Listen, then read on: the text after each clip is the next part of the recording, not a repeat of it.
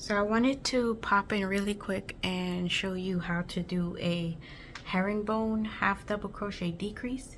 It's really simple. So what you're gonna do, you're gonna yarn over and you're gonna insert your hook into the next stitch, and then you're gonna yarn over and pull up a loop, and then you're gonna pull this first loop through that second one like you were completing it, but instead of finishing, you're gonna yarn over and insert your hook into the next stitch, yarn over and pull through your loop, and then you're going to pull it through that first one, and then you're going to yarn over and pull it through all three.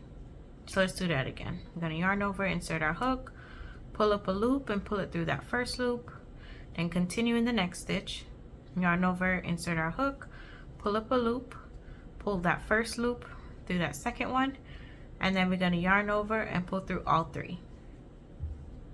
And that is how we do our decrease.